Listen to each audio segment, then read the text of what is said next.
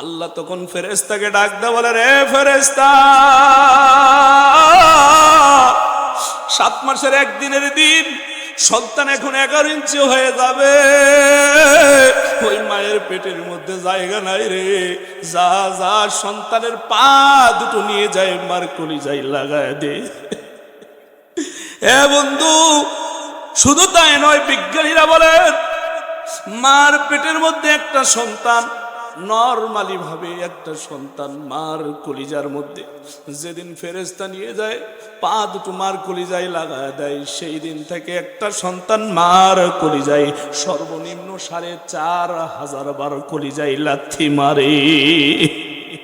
এই লাথি সভাপতিও মেরেছে, এ মার কলিজায় আমিও লাথি মেরেছি। যেই সন্তান যত বেশি মার কলিজায় আঘাত করেছে, সেই সন্তানকে মা তত বেশি ভালোবাসে। বিজ্ঞানীরা বলেন, আরে মুসলমান, বিজ্ঞানীরা বলেন মার কলিজার মধ্যে সন্তান আঘাত করে, মা সেই কারণে খাবার নিয়ে খাইতে পারে না। ভাত যখন নাই লোকপাটা মুখের মধ্যে দিবে, সন্তান পা দিয়ে কলিজায় আঘাত করে, পরিবারের সবাই খাবার খায়, মা দেখবেন খানার থেকে উঠে হাতটা ধুয়ে যায়। শাশুড়ি আম্মা ডাক দে, বলে বৌমা তুমি কেন খানা খাইলা না? বলে মা আমারে ভালো লাগে না। উঠতেও পারে না, বসতেও পারে না। মা পেটের মধ্যে সন্তান নিয়ে কত যে কষ্ট করে রে বন্ধু। একটু দিলটা নরম করেন, মনটা একটু নরম করেন, মার কথা মনে করে দেন, বাবার কথা মনে করেন রে বন্ধু। বড় বড় 4,500 লাত্তির মধ্যে বড় বড় 3টা লাত্তি সন্তান মার কলিজায় মারে। এ বন্ধু, মার কলিজায় বড় 3টা লাথির মধ্যে একটা যখন চুরে মার কলিজায় আঘাত করে, মার যত ডিম্বাণুগুলো আছে ফেটে যায়। সঙ্গে সঙ্গে মা চিৎকার দেয়, মা বলতে থাকে, কই রে আমার সখীরা, কোথায় গেলি? ও সখীরা আমাকে এই মুহূর্তে পানি দে, পানির পিপাসায় কলিজাটা আমার ফেটে যাইতেছে। সঙ্গে সঙ্গে সখীরা ডাক দে, বলে তোমাকে এখন পানি দেওয়া যাবে না। ওরে বন্ধু, ওই সময়ে যদি মাকে দুনিয়ার যত নদী নালা খাল বিলের সমুদ্রের যত পানি আছে সব পানি যদি দেওয়া হয়, মার পিপাসা তবুও মিটবে না। আহারে মুসলমান, এরপরে মার কলিজায় দ্বিতীয় নাম্বার যখন জোরে একটা আঘাত করা হয়, জোরে একটা যখন লাথি সন্তান মারে, মার জরাউর পর্দাগুলো ফেটে যায়, মার শরীর থেকে রক্ত ঝরতে থাকে রে বন্ধু। আমার প্রিয় ভাইয়েরা, মার শরীর থেকে রক্ত ঝরে প্রায় 2.25 কেজির মতো। এখন বলতে পারেন হুজুর 2 কেজি বা 2.25 কেজি রক্ত মার শরীরতে ঝরেতে কি হয়েছে? না রে বন্ধু, না। মার সামনে যান, সামান্য একটা আঙ্গুল যদি মার সামনে কেটে যায়, আধা পোয়া রক্ত যদি বের হয়, জমিনে এমন কোন মা নাই যে মা অস্থির হবে না। এমনও মা দেখেছি সন্তানের আঙ্গুল কেটে সামান্য রক্ত বের হয়েছে, মা অজ্ঞান হয়েছে। আমার প্রিয় ভাইয়েরা, এই 4,500 লাথির মধ্যে বড় বড় 3 লাথির 3য় নাম্বার জোরে যখন সন্তান আঘাত করে, বিজ্ঞানীরা বলেন সন্তান পা দিয়ে জোরে যখন আঘাত করে মা অজ্ঞান হয়ে যায়। জমিনে এমন কোনো মা নাই যেই মা অজ্ঞান না হওয়া পর্যন্ত সন্তান ডেলিভারি হয়। এই জন্য বন্ধুরা, মা জমিনে অজ্ঞান হয়ে যায়, সন্তান ভূমিষ্ঠ হয়। বিজ্ঞানীরা বলেন যে সন্তান যখন ওয়া ওয়া করে চিৎকার করে, এই সন্তান মাকে 3য় নাম্বার জোরে যখন আঘাত করে, মা অজ্ঞান হয়ে যায়। মার কলিজায় এত জোরে আঘাত করে মার কলিজাটা ফেটে যায়। ওয়াকাদা রাব্বুকা আল্লা তা'বুদু, আল্লাহ রব্বুল আলামিন শব্দটি দিয়েছেন ওয়াকাদা। আল্লাহ এর অর্থ জানায়া দিলেন, আমি ফয়সালা করে দিয়েছি, রায় দিয়েছি, ফরজ করে দিয়েছি। আমার প্রিয় ভাইয়েরা, আমি জানতে চাচ্ছি এই মুহূর্তে রায় যারা দেয় তাদেরকে আপনাদের গাইবান্ধায় কি বলে? যারা রায় দেয় তাদেরকে কি বলে? বিচারক। রায় যারা দেয়, ফয়সালা যারা দেয় দুনিয়ায়, তারা হলো বিচারক। এখন বুঝে থাকলে বলুন, এই গাইবান্ধা আপনাদের এই এলাকায়, আপনাদের এই গোপীনাথপুর ইউনিয়ন পরিষদে যদি কেউ মামলা করে চেয়ারম্যান মহোদয়ের কাছে, সেখানে চেয়ারম্যান যদি একটা ফয়সালা দেয় আর সে যদি বলে আমি এই রায় মানি না, এটা আমাকে ভালো লাগতেছে না, সে আপিল করতে পারবে কিনা? আমার প্রিয় ভাইয়েরা, সেখান থেকে সে হাইকোর্টে যাইতে পারবে। হাইকোর্টের রায় নেওয়ার পরে যদি বলে এই রায় আমার পছন্দ না, ভালো লাগতেছে না, সেই ব্যক্তিটা আমার প্রিয় ভাইরা সুপ্রিম কোর্টে যাইতে পারবে। পর্যায়ক্রমের রায় যদি পছন্দ না হয়, ভালো যদি না লাগে, সে উচ্চ আদালত পর্যন্ত যাওয়ার সুযোগ আছে না নাই? কিন্তু আল্লাহ ডাকতে বলেন অকদম রব্বুকা আল্লা তা'বুদু ইল্লা ইয়্যাহু। আল্লাহ রব্বুল আলামিন বললেন দুনিয়ার মানুষ আমি রায় দিলাম, আমি ফয়সালা করে দিলাম, ফরজ করে দিলাম, রব্বুকা আল্লাহ তা'বুদু, তোমরা একমাত্র আল্লাহর ইবাদত করো, আল্লাহর গোলামি করো, আল্লাহর দাসত্ব করো। আল্লাহ আপনাকে আমাকে জমিনে পাঠাইছেন বন্ধু, এমনি এমনি খামাকা পাঠান নাই। আল্লাহ রব্বুল আলামিন অন্য জায়গায় বলতেছেন ওয়ামা খালাকতুল জিন্না ওয়াল ইনসা ইল্লা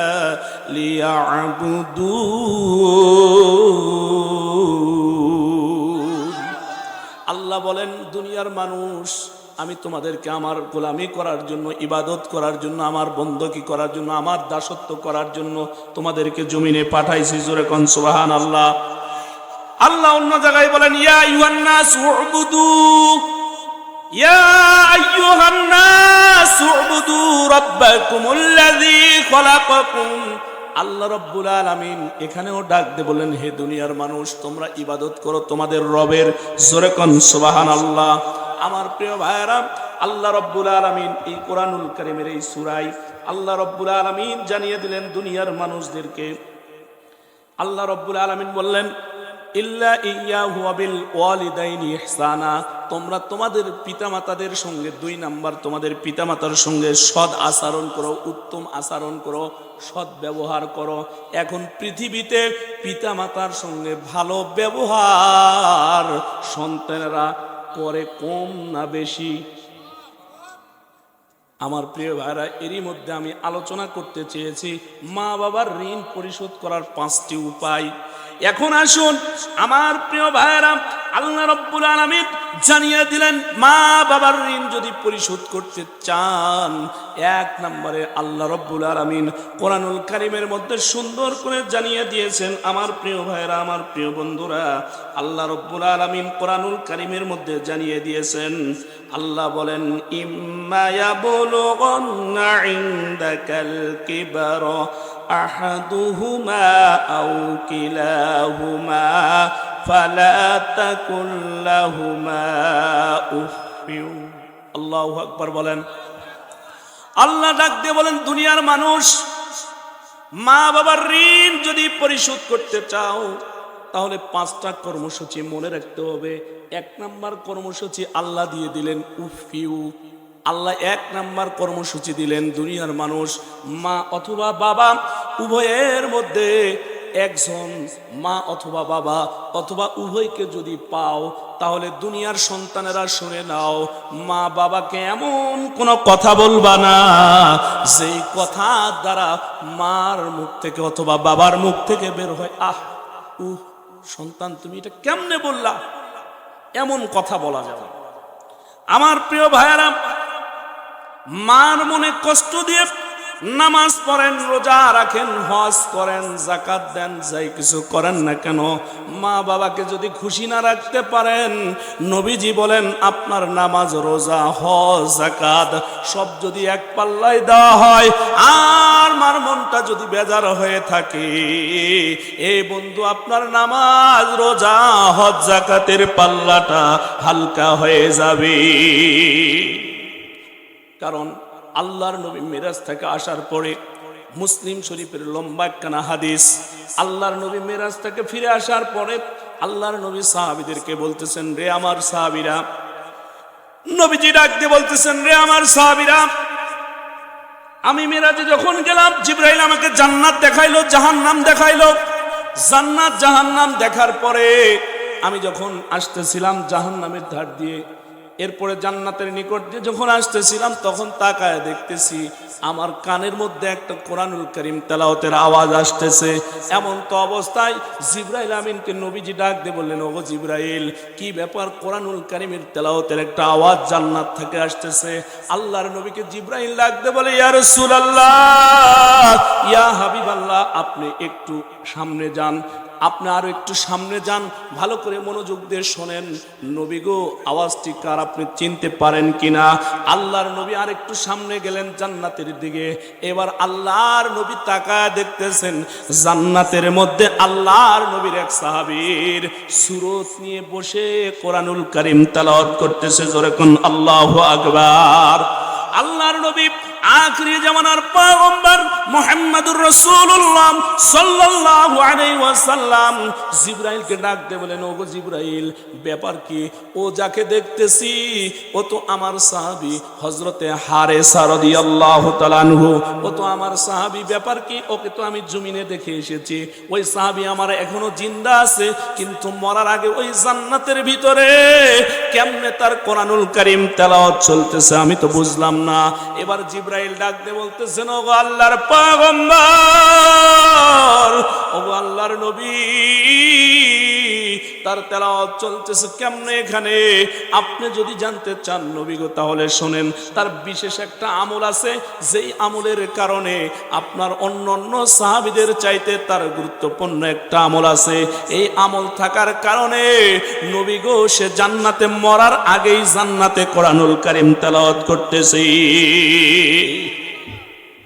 নবীজি বলল, জিবরাইল, এটা আমাকে জানতে হবে। হযরতে হারেসার কথা নবীজি জানতে চাই যে আমার সাহাবী জমিনে আছে, এখনো মরে নাই। জিবরাইল ডাক দিয়ে বললেন, ওগো আল্লাহর রাসূল, আমি আপনাকে এখানে বলবো না, আপনি জমিনে যাবেন, আপনি দুনিয়াতে যাবেন। যাওয়ার পরে হারেসার নিকটতম যারা আত্মীয় স্বজন আছে, বন্ধু বান্ধব আছে, হারেসার নিকটতম যারা, তাদের কাছে আপনি জিজ্ঞাসা করবেন এই হারেসার স্পেশালি একটা আমল আছে, যেই আমলের কারণে হারেসা মরার আগেই জান্নাতে ঢুকে কোরআন পড়তেছে। আমার প্রিয় ভাইরা, হযরতে হারেসার কি গুরুত্বপূর্ণ আমল আছে, আমি সর্বশেষ এই কথাটা আপনাদেরকে বলে এখান থেকে দোয়া নিয়ে চলে যাব ইনশাআল্লাহ। আসুন প্রিয় ভাইরা আমার, এক নাম্বার, মা বাবার ঋণ যদি পরিশোধ করতে চাই, এক নম্বরে আল্লাহ বলেন, উফিউ, তোমরা মা বাবাকে এমন কথা বলো না যেই কথার দ্বারা মা অথবা বাবা অথবা উভয়জন জবান দিয়ে যেন না বের করে, আহ আমার সন্তান তুমি এটা বললে। অথবা মা অথবা বাবা আপনাকে একটা কথা বলেছে, যেই কথাটা শোনার পরে আপনি বিরক্ত হয়ে যেন না বলেন, আহ বাবা তুমি আমাকে বললা, ওহ মা তুমি বলো না তো। এরকম সন্তান আছে না নাই?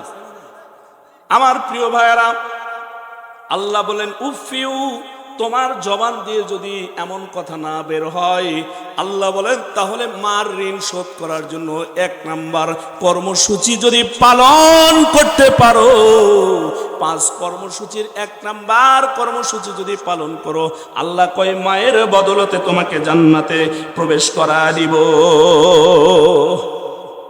আমার প্রিয় ভাইয়েরা, এই আয়াতে কারিমা হযরতে ওবায়দুল্লাহ সিন্দি রহমতুল্লাহি আলাইহি ছাত্রদেরকে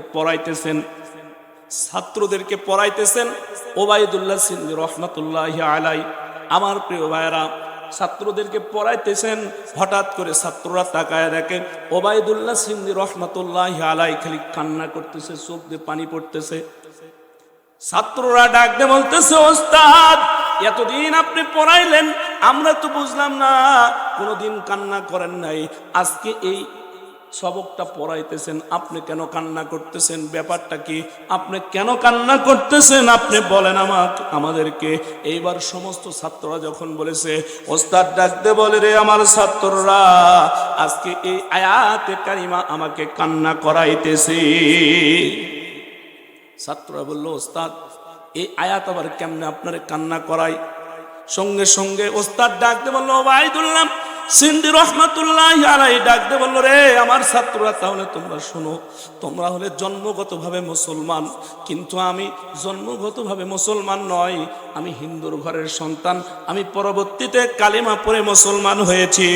আমি আমার মার খেদমত করতে পারি না, আমি আমার বাবার খেদমত করতে পারি না, এই কারণে আমি কান্না করতেছি, এই আয়াত পড়তেছি, আর আমার মা বাবার খেদমতের কথা মনে পড়ে গেছে, এই কারণে চোখ দিয়ে আমার দর দর করে পানি পড়তেছে। এইবার ছাত্রদের পড়া বন্ধ করে দিয়ে, ক্লাস শেষ করে দিয়ে ওবায়দুল্লাহ সিন্দি রহমাতুল্লাহি আলাইহি চিন্তা করলেন, 20 বছর হয়ে গেল মার খেদমত করতে পারি নাই, বাবার খেদমত করতে পারি নাই, আমি মার একটু খেদমত করার জন্য যাব। ওবায়দুল্লাহ হাঁটি হাঁটি পা পা করে আমার প্রিয় ভাইয়েরা বাড়ির দিকে রওনা দিয়েছে। আরে মুসলমান হয়তো বলতেছেন, হুজুর মার ওয়াজ তো অনেক শুনেছি, বাবার ওয়াজ তো অনেক শুনেছি, কিন্তু ওয়াজ যত শুনেছি, যতদিন যাচ্ছে রে বন্ধু, তত মা বাবার কষ্ট বৃদ্ধি পাচ্ছে। ওয়াজ শুনি ঠিক আমল করি না, আছে না নাই?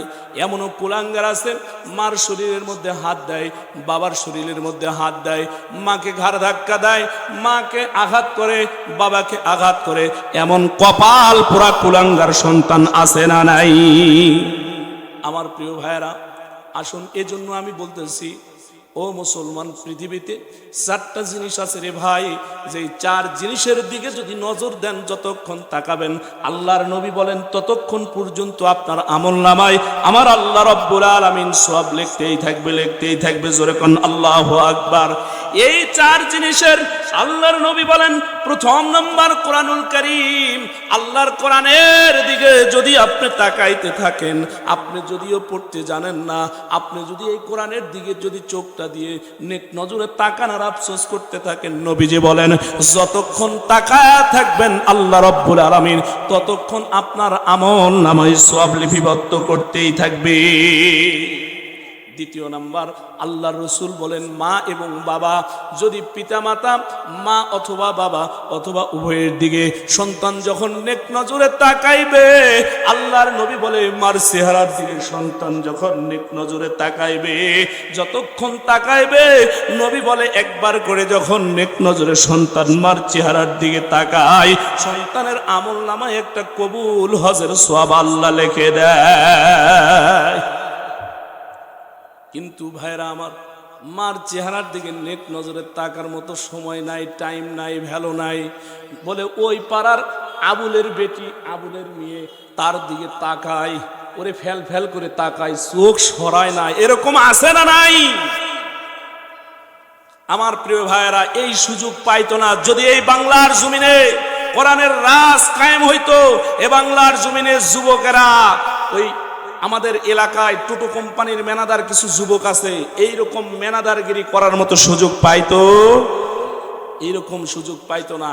তখন ইফটিজিং করলেই তখন ইসলামের একটা ফয়সালা আছে না নাই? আমার প্রিয় ভাইয়েরা, তখন ইসলাম কোরআন দিয়ে যদি এদেশ চলতো, তাহলে এদেশের মা বোন যিনারা আছেন তিনারাও পর্দার মধ্যে থাকতেন, যুবকেরাও সোজা হয়ে যাইতেন। কথা বলেন ঠিক না ব্যাঠিক? এই জন্য আগামী দিনে এ বাংলার সংসদে আমরা ইনশাআল্লাহ কোরআন দিয়ে দেশ চলুক, এটা আমরা দেখতে চাই কি চাই না? এইটা দেখার জন্য যদি প্রয়োজন হয়, আবারও যদি ঘর ছাড়তে হয়, ঘর ছাড়তে রাজি আছি, স্ত্রী ছাড়তে হলে ছাড়তে রাজি আছি, স্ত্রীকে বিধবা করতে হলে রাজি আছি, সন্তানকে ইতিম করতে হলে রাজি আছি, তবু আমরা যদি আবার বুকের তাজা রক্ত ঢেলে দিতে হয়, আমরা রাজি আছি। গাইবান্ধার মুসলমান, আমরা আল্লাহর কোরআনকে সংসদে পাঠাবো, কোরআন দিয়ে দেশ পরিচালনা হবে। আমরা কে কে চাই? 2 হাত তুলে দেখাই। লিল্লাহে তাকবীর, লিল্লাহে তাকবীর। প্রিয় ভাইরা আমার, হাতগুলো একটু নাড়া দেন তো।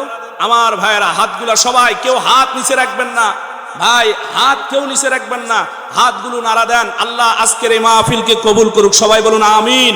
আল্লাহ রাব্বুল আলামিন আজকের এই আয়োজনকে কবুল করুক, সকলে বলুন আমিন। প্রিয় ভাইরা আমার, কোরআনের জন্য জীবন দিতে রাজি আছি তো আমরা ইনশাআল্লাহ। সম্মানিত ভাইরা আমার, তাহলে যেই কথাটা বলতেছিলাম, 5 কর্মসূচি আল্লাহ রাব্বুল আলামিন 5টা কর্মসূচি দিয়েছেন। এই 5 কর্মসূচি যদি পালন করতে পারি তাহলে মা বাবার ঋণ পরিশোধ হবে। সুবহানাল্লাহ বলবেন না? 5 কর্মসূচির 1 নম্বর কর্মসূচি বুঝে এসেছে বাবা? আপনাদের বুঝে আসে নাই? মা অথবা বাবা অথবা উভয়জন বেঁচে আছে, তাদেরকে এমন কথা বলবো না ভিতর থেকে আমার সন্তান এটা বলল, তাদের জবান থেকে যেন এমন কথা বের না হয়। রাজি আছি তো ইনশাআল্লাহ?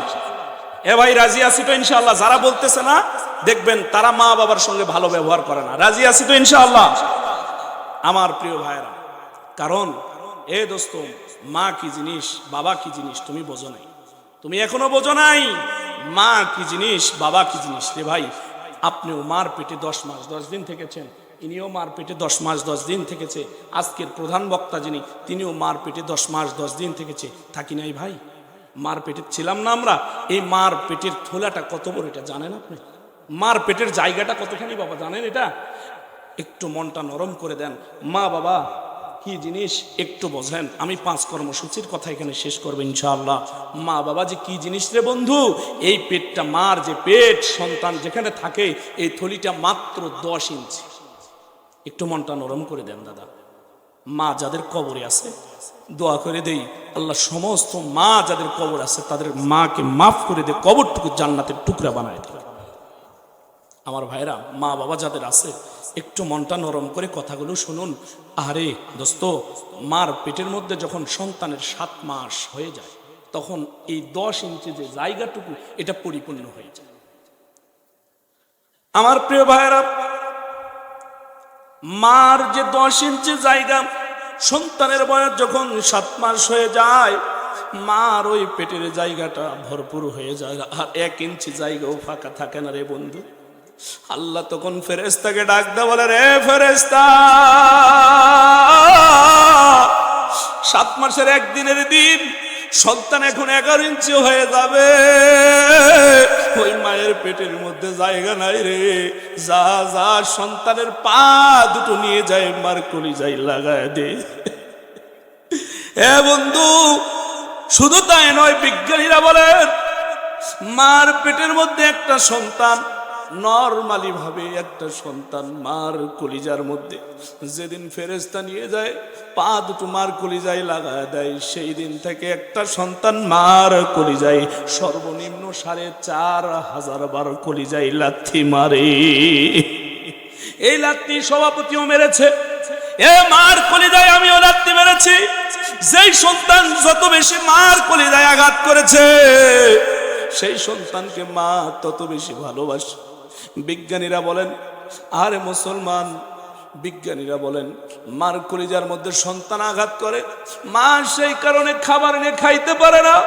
ভাত যখন নাই লোকপাটা মুখের মধ্যে দিবে, সন্তান পা দিয়ে কলিজায় আঘাত করে, পরিবারের সবাই খাবার খায়, মা দেখবেন খানার থেকে উঠে হাতটা ধুয়ে যায়। শাশুড়ি আম্মা ডাক দে, বলে বৌমা তুমি কেন খানা খাইলা না? বলে মা আমারে ভালো লাগে না। উঠতেও পারে না, বসতেও পারে না। মা পেটের মধ্যে সন্তান নিয়ে কত যে কষ্ট করে রে বন্ধু। একটু দিলটা নরম করেন, মনটা একটু নরম করেন, মার কথা মনে করে দেন, বাবার কথা মনে করেন রে বন্ধু। বড় বড় 4,500 লাত্তির মধ্যে বড় বড় 3টা লাত্তি সন্তান মার কলিজায় মারে। এ বন্ধু, মার কলিজায় বড় 3টা লাথির মধ্যে একটা যখন চুরে মার কলিজায় আঘাত করে, মার যত ডিম্বাণুগুলো আছে ফেটে যায়। সঙ্গে সঙ্গে মা চিৎকার দেয়, মা বলতে থাকে, কই রে আমার সখীরা, কোথায় গেলি? ও সখীরা আমাকে এই মুহূর্তে পানি দে, পানির পিপাসায় কলিজাটা আমার ফেটে যাইতেছে। সঙ্গে সঙ্গে সখীরা ডাক দে, বলে তোমাকে এখন পানি দেওয়া যাবে না। ওরে বন্ধু, ওই সময়ে যদি মাকে দুনিয়ার যত নদী নালা খাল বিলের সমুদ্রের যত পানি আছে সব পানি যদি দেওয়া হয়, মার পিপাসা তবুও মিটবে না। আহারে মুসলমান, এরপরে মার কলিজায় 3য় নাম্বার দ্বিতীয় নাম্বার যখন জোরে একটা আঘাত করা হয়, জোরে একটা যখন লাত্তি সন্তান মারে, মার জরাউর পর্দাগুলো ফেটে যায়, মার শরীর থেকে রক্ত ঝরতে থাকে রে বন্ধু। আমার প্রিয় ভাইয়েরা, মার শরীর থেকে রক্ত ঝরে প্রায় 2.5 কেজির মতো। এখন বলতে পারেন হুজুর 2 কেজি বা 2.5 কেজি রক্ত মার শরীরতে ঝরেতে কি হয়েছে? না রে বন্ধু না, মার সামনে যান, সামান্য একটা আঙ্গুল যদি মার সামনে কেটে যায়, আধা পোয়া রক্ত যদি বের হয়, জমিনে এমন কোনো মা নাই যে মা অস্থির হবে না। এমনও মা দেখেছি সন্তানের আঙ্গুল কেটে সামান্য রক্ত বের হয়েছে, মা অজ্ঞান হয়েছে। আমার প্রিয় ভাইয়েরা, এই 4,500 লাত্তির মধ্যে বড় বড় 3 লাত্তির তৃতীয় নাম্বার জোরে যখন সন্তান আঘাত করে, বিজ্ঞানীরা বলেন সন্তান পা দিয়ে জোরে যখন আঘাত করে মা অজ্ঞান হয়ে যায়। জমিনে এমন কোনো মা নাই যেই মা অজ্ঞান না হওয়া পর্যন্ত সন্তান ডেলিভারি হয়। এই জন্য বন্ধুরা, মা জমিনে অজ্ঞান হয়ে যায়, সন্তান ভূমিষ্ঠ হয়। বিজ্ঞানীরা বলেন যে সন্তান যখন ওয়া ওয়া করে চিৎকার করে, এই সন্তান মাকে তৃতীয় নাম্বার জোরে যখন আঘাত করে, মা অজ্ঞান হয়ে যায়। মার কলিজায় এত জোরে আঘাত করে, মার কলিজাটা ফেটে যায়। আমার ভাইরা, মার কলিজাটা ফেটে যায়। এ বন্ধু, 9 জন বিজ্ঞানী মিলে গবেষণা করে মার কলিজার ফাটা জায়গাটা কেমনে জোড়া লাগে, তারা গবেষণা করতে করতে এবার ইথার মেশিন দিয়ে, এইবার মাইক্রোস্কোপ দিয়ে, এইবার তারা মার এই ফাটা জায়গার সন্তানের ওয়া ওয়া আওয়াজটা এইবার একত্রিত করলেন। এইবার দেখা শুরু করে দিলেন মার যে ফাটা জায়গা আছে, এই ফাটা জায়গাটা সন্তান জমিনে আসার পরে সন্তান যখন ওয়া ওয়া করে কান্না করে, এই আওয়াজ মার কানে যাওয়ার সঙ্গে সঙ্গে মার ফাটা কলিজার জায়গাটা জোড়া লেগে যায়। এই জন্য সন্তান যত দূরে থাকে মার কাছ থেকে, মার ওই ফাটা জায়গাটা চিনচিন করতে থাকে। এই জন্য সন্তান যদি দূরে থাকে রে বন্ধু, সন্তানের যদি কোনো বিপদ হয়, কোনো দুনিয়ার মানুষ জানার আগেই মা জানে। এই জন্য বন্ধু, আমি অনুরোধ করব, 5 কর্মসূচির কথা বলতে চেয়েছিলাম আপনাদেরকে। আর মুসলমান ওবায়দুল্লাহ সিন্দি রহমাতুল্লাহি আলাইহি এইবার ছাত্রদের ক্লাস বন্ধ করে দিয়ে বাড়ির দিকে রওনা করেছে। 20 বছর আগে মুসলমান হয়েছে, কালেমা পড়েছে, বাড়ির দিকে রওনা দিয়েছে। বাড়ির দিকে যাইতে যাইতে এইবার বাড়ির দরজার সামনে 20 বছর পর ওবায়দুল্লাহ সিন্দি রহমাতুল্লাহি আলাইহি এইবার যায় দরজার সামনে গিয়া ডাক দিয়ে বলতেছে, মা, ও গো মা, তুমি দরজাটা খোলো গো মা, আমি তোমার খেদমত করতে চাই, তোমার সেবা করতে চাই রে মা, তুমি একটু সুযোগ দাও। ওবায়দুল্লাহর মা হিন্দু পরিবারের স্ত্রী ছিল, হিন্দু সন্তান ছিল। ওবায়দুল্লাহ কালিমা পড়ে মুসলমান হয়েছে। 20 বছর পরে ওবায়দুল্লাহ সিন্দি মার কাছে গেছে খেদমত করার জন্য। মা দরজাটা খুলে বলতেছে, তোকে আমরা বাড়ি থেকে ত্যায্য করেছি, বাড়ি থেকে তাড়িয়ে দিয়েছি, তুমি আমার ধর্মের মধ্যে চুনকালি লাগায়া দিয়েছো, তোমাকে সন্তান হিসেবে আমি মেনে নিব না, এখান থেকে চলে যাও। ওবায়দুল্লাহ ডাক দিয়ে বলতেছে, না মা, না, আমি যাব না, আমি আপনার খেদমত করার জন্য এসেছি। আমার প্রিয় ভাইয়েরা, সঙ্গে সঙ্গে ওবায়দুল্লাহ সিন্দি রহমাতুল্লাহি আলাইহি দরজার সামনে দাঁড়ায় আছে। মা এত কথা বলে যায় না, মার রাগ উঠে গেছে। মা এবার দৌড় দিয়ে আসিয়া মার পায়ের নিচে জুতা ছিল। আরে মুসলমান, আগে খরমের জুতা ছিল, কাঠের জুতা ছিল, ওই জুতা দিয়ে হাতের মধ্যে নিয়ে মা ওবায়দুল্লাহকে মারা শুরু করে দিল। ওবায়দুল্লাহকে মারতে মারতে মারতে মারতে জুতাটা জমিনে পড়ে গেল। এইবার ওবায়দুল্লাহ ডাক দে বলে, মনে মনে বলে, ও মালিক,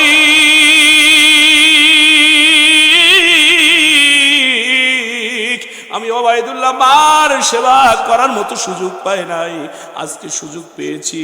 ও মালিক, মার হাত থেকে জুতাটা পড়ে গেছে, আমি উঠায় দিব, এতটুকু খেদমত তুমি আমার কবুল করে নিও। জোরে কোন আল্লাহু আকবার। আমার প্রিয় ভাইয়েরা, জুতা পড়ে গেছে, জুতা মার হাতে উঠায় দিয়েছে, আবার মা মার শুরু করে দিয়েছে, মারতে মারতে আবার জুতাটা পড়ে গেছে, আবার ওবায়দুল্লাহ জুতাটা উঠায় মার হাতের মধ্যে দিয়েছে, আবার মারা শুরু করেছে। মার আগ পানি হয় না, মার আগ কমে নাই, মা মারতেছে, মারতে মারতে আবার জুতাটা যখন পড়ে গেছে, সঙ্গে সঙ্গে আমার প্রিয় ভাইয়েরা ওবায়দুল্লাহ জুতাটা মার হাতে উঠায় দিয়েছে। মা দেখার পরে ডাক দিয়ে বলতেছে, সন্তান রে, আমি মা তোরে যতবার মারি, জুতা যতবার পড়ে যায়, তুই জুতাটা উঠায় দিস। এ বেটা, এত সুন্দর আখলাক, এত সুন্দর চরিত্র, এত সুন্দর ব্যবহার তুই কোথায় শিখলি রে বেটা? এবার ওবায়দুল্লাহ ডাকতে বলে, মা, ও মা, এত সুন্দর চরিত্র, এত সুন্দর আখলাক, এত সুন্দর ব্যবহার আমারে ইসলাম শিখাইছে। এই কারণে মা আমি জুতা বারবার উঠায় দেই। এতটুকু খেদমত যদি আমার আল্লাহ কবুল করে মা, এই আশায় আমি জুতাটা উঠায় দেই। মা ডাক দে বলে, রে সন্তান, যে ইসলাম এত সুন্দর তোমার ব্যবহার শিখায়, আমি এক মুহূর্ত আর দেরি করব না। এই মুহূর্তে ইসলাম কবুল করতে চাই, এই মুহূর্তে আমার ওই ইসলামের কালেমা পড়া দাও, লা ইলাহা মুহাম্মাদুর রাসূলুল্লাহ সাল্লাল্লাহু আলাইহি ওয়াসাল্লাম। আমার প্রিয় ভাইয়েরা, অল্প সময়ের মধ্যে 5 কর্মসূচির কথা আপনাদেরকে বলতে চেয়েছি। আমার প্রিয় ভাইয়েরা, আমার প্রিয় বন্ধুগণ, 1 নাম্বার বলেছিলাম উফিউ। আমরা মাকে বাবাকে এমন কথা বলবো না, মার জবান থেকে অথবা বাবার জবান থেকে আহ শব্দ বের হয়। রাজি আছি তো ইনশাআল্লাহ? কারা কারা 2 হাত তুলে আল্লাহকে দেখায়, লিল্লাহে তাকবীর। আমার প্রিয় ভাইয়েরা, 2 নম্বর কর্মসূচি, আল্লাহ রাব্বুল আলামিন ডাক দিয়ে বললেন, ওয়ালা তানহারহুমা ওয়া কুল্লাহুমা। আল্লাহ রাব্বুল আলামিন 2 নম্বর কর্মসূচি দিলেন, ওয়ালা তানহারহুমা, তোমরা মা বাবাকে ধমক দিবে না। এমন সন্তান জমিনে আছে যেই সন্তান মাকে ধমক দেয়, বাবাকে ধমক দেয়, আছে না নাই? এ বন্ধু, মাকে ধমক দেয়, বাবাকে ধমক দেয় সামান্য আগরবাতির জন্য। আগরবাতি চলে চলে এদিকে চলে দাদা, এ আগরবাতির জন্য, গাঞ্জার জন্য, ইয়াবার জন্য, ফেন্সিডেলের জন্য ওই সন্তানটা মাকে শুধু ধমক দেয় না, বাবাকে শুধু ধমক দেয় না, হাজারো কুলাঙ্গার সন্তান আছে মা বাবাকে মারপিটও করে। আমার প্রিয় ভাইরা, আমি অনুরোধ করে যাব, রে বন্ধু, তোমার কপাল তুমি পুড়িও না, তোমার কপাল তুমি পুড়িও না, মা বাবার সঙ্গে বেয়াদবি করিও না। মা বাবা খুশি থাকলে আমার আল্লাহ তোমাকে অল্প আমল দিয়ে নাজাত দিয়ে দিবে। এ বন্ধু, আমার ভিতরে কিছুই নাই, কিছুই নাই, এলেম নাই, আমল নাই, কিছুই নাই রে বন্ধু, শুধুমাত্র মার দোয়া, বাবার দোয়া, উস্তাদদের দোয়া। আজকে আপনাদের জয়পুরহাট থেকে গাইবান্ধা পর্যন্ত আসতে পেরেছি। এই যে আপনাদের সামনে কথা বলতেছি, আমি একটা মায়ের সন্তান রে বন্ধু। আমার নিজের এই 2 চোখ দিয়ে আমি দেখেছি, মাকে শুধু ধমক দেয় এমন না, এমন না, মাকে বটি নিয়ে এ বন্ধু, বটি নিয়ে মাকে কোপার জন্য মার শরীর থেকে মাথাটা আলাদা করার জন্য, বাবার শরীর থেকে মাথাটা আলাদা করার জন্য সন্তান বড় দা নিয়ে বাবাকে ধাবার দিচ্ছে। আমার এই 2 চোখ দিয়ে আমি দেখেছি। এমন কুলাঙ্গার সন্তান এই গাইবান্ধা জেলায় নাই। আমার মুসলমান ভাইরা, তাহলে 2 নাম্বার কর্মসূচি বললাম, মা বাবাকে সন্তান যেন ধমক দেওয়া যাবে না। যেই সন্তান ধমক দিবে আমার ভাইরা, ও বন্ধুরে, ওই সন্তানের জন্য আল্লাহর জান্নাতে যাওয়ার চিন্তা করা লাগবে। কিন্তু যদি আমার বন্ধু 3 কথার সাথী পাই, 3 কথার পীড়িতের বউ পাই, ওই স্ত্রী পাওয়ার পরে দেখবেন স্ত্রীর সঙ্গে থাকতে রাজি আছি, মা বাবাকে দেখতে খাবার দিতেও রাজি। এ কথা বলেন না কেন? এমন সন্তান নাই? এ বন্ধু, আমি আপনাদেরকে অনুরোধ করব, স্ত্রীর ভালোবাসা স্ত্রীর জায়গায়, মা বাবার ভালোবাসার জায়গা, মা বাবার জায়গায় আপনি স্ত্রীকেও আমি বলি নাই যে আপনি তাকে ভালোবাসেন না, খাবার দেন না, খোঁজ খবর নেন না, মার্কেট করে দেন না, হ্যাঁ তাকেও দিবেন, কিন্তু ও বন্ধু মা বাবাকে বাদ দিয়ে নয়। আপনার অর্জিত সম্পদ থেকে মা বাবার জন্য যত টাকা খরচ করবেন আমার আল্লাহ প্রত্যেকটা টাকা সদকায়ে জারিয়ার সমপরিমাণ সওয়াব দান করে দিবে। তৃতীয় নাম্বার কর্মসূচি আমার আল্লাহ রব্বুল আলামিন জানিয়ে দিলেন, তৃতীয় নাম্বার কর্মসূচি আমার আল্লাহ রব্বুল আলামিন জানিয়ে দিলেন, ইনদাকাল কিবার আহাদুহুমা, আমার আল্লাহ রব্বুল আলামিন সুন্দর করে জানিয়ে দিলেন, আও কিলাহুমা ফালা তাকুল্লাহুমা উফি ওয়ালা তানহারহুমা ওয়া কুল্লাহুমা কওলান কারীমা। মা বাবার সঙ্গে তৃতীয় নাম্বার, মা বাবার সঙ্গে সম্মানজনক কথা বলতে হবে, সম্মানজনক কথা বলতে হবে। এ বন্ধু মার সঙ্গে বাবার সঙ্গে সম্মানের সাথে কথা বলতে রাজি আছি তো আমরা কারা কারা? দুই হাত তুলে আল্লাহরে দেখাই, লিল্লাহে তাকবীর। এইবার আল্লাহ রাব্বুল আলামিন 4 নাম্বার কর্মসূচি দিয়েছেন। চতুর্থ নাম্বার কর্মসূচি আল্লাহ বললেন, ওয়াখফিদ লাহুমা জানাহাল যুল্লি। এবার বন্ধু চতুর্থ নাম্বার কর্মসূচি আল্লাহ ডাক দিয়ে বললেন, দুনিয়ার সন্তানরা তোমরা শোনো, 4 নাম্বার কর্মসূচি আল্লাহ দিয়েছেন, তোমাদের জানাহাল যুল্লি, তোমাদের যে বিনয়ের যে ডানা আছে এই ডানাগুলো মা বাবার জন্য বিছায়া দাও। জোরে কোন আল্লাহু আকবার। 5 নাম্বার কর্মসূচি রে বন্ধু, অ্যান্ড্রয়েড ফোন নিয়ে গান বাজাইতে বাজাইতে মার কবরের পাশ দিয়ে যায়, বাবার কবরের পাশ দিয়ে যায়, এর ফেসবুকে সময় দেয়, ইউটিউবে সময় দেয়, দুনিয়ায় অযথা বিভিন্ন জায়গায় সময় নষ্ট করে, কিন্তু হতভাগা কপাল পোড়া মার জন্য বাবার জন্য দোয়া করতে পারে না।